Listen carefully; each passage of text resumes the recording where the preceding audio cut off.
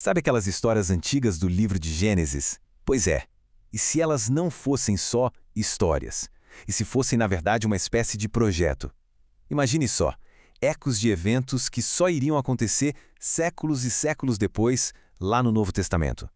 É exatamente essa ideia, que é fascinante, que a gente vai explorar. Essa é uma pergunta que mexe com a gente, né?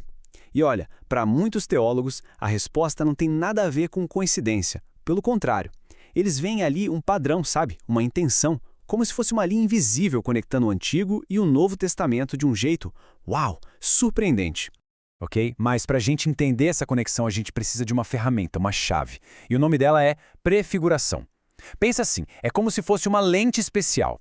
É com essa lente que a gente vai conseguir enxergar como certas pessoas e acontecimentos lá em Gênesis podem ser vistos como sombras ou ensaios da história de Cristo que viria depois. Beleza, então. Com essa ideia da prefiguração na cabeça, bora para o nosso primeiro exemplo prático. Tudo começa com a jornada de Abraão e uma promessa que, sério, tinha o poder de mudar o mundo.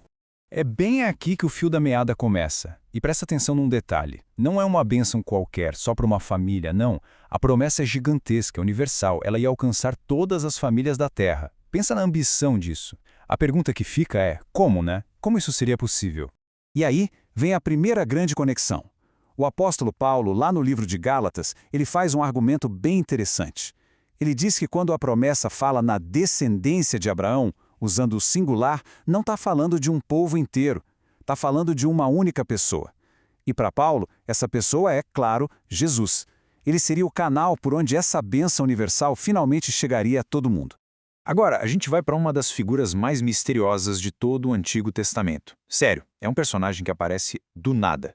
Depois de uma batalha daquelas, Abraão tem um encontro totalmente inesperado e esse encontro, ele tem umas implicações teológicas bem profundas. Esse cara é Melquisedeque, e ele surge na história de um jeito super misterioso. Ele é rei e sacerdote ao mesmo tempo. E o mais estranho, não tem registro da família dele, da linhagem, nada. Isso é raríssimo na Bíblia. E para completar, ele oferece pão e vinho para Abraão, elementos que, séculos depois, iriam ganhar um significado, todo especial.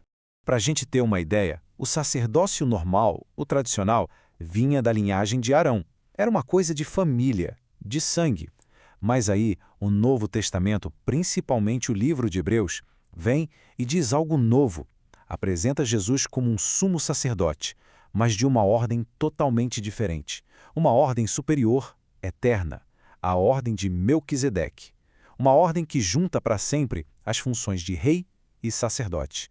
Ok, agora a gente chega no que talvez seja a prefiguração mais forte, mais dramática de todo o livro de Gênesis. É uma história que leva a fé e a obediência ao limite. A história conhecida como o sacrifício de Isaac. E olha, aqui os paralelos são de arrepiar. É como se a narrativa de Gênesis fosse um espelho do que os evangelhos iriam contar depois sobre a crucificação.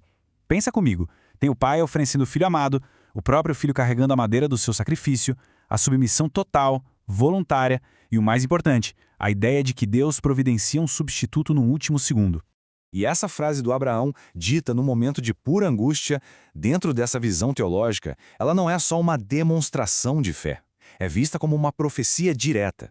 Uma profecia de que, naquele mesmo lugar, ou bem perto dali, um dia Deus iria providenciar o Cordeiro definitivo. Bom, saindo desse momento super tenso e dramático lá no Monte Moriá, a gente vai para uma outra história. Uma que funciona mais como uma alegoria, sabe? A missão de encontrar uma esposa para Isaac, o filho de Abraão, também é vista como um padrão cheio de simbolismo. Nessa interpretação, cada personagem vira um símbolo. O pai, Abraão, que dá início a tudo, representaria Deus Pai. O servo, que vai na missão e não fala de si mesmo, mas só exalta o filho, ele é visto como uma figura do Espírito Santo. E a Rebeca, a noiva, que aceita ir embora para se casar com alguém que ela nunca viu, ela representaria a igreja, que aceita o chamado confiando só na palavra, no testemunho do servo.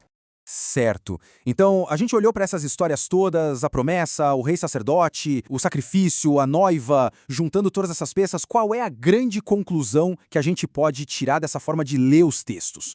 O ponto central é exatamente este. Nessa visão, as histórias dos patriarcas deixam de ser só contos antigos. Elas se tornam a fundação, sabe? A infraestrutura teológica. Era como se fosse um projeto, preparando o terreno para que quando o Messias finalmente chegasse, ele pudesse ser reconhecido, porque ele seria o cumprimento de cada uma daquelas promessas e de cada um daqueles padrões.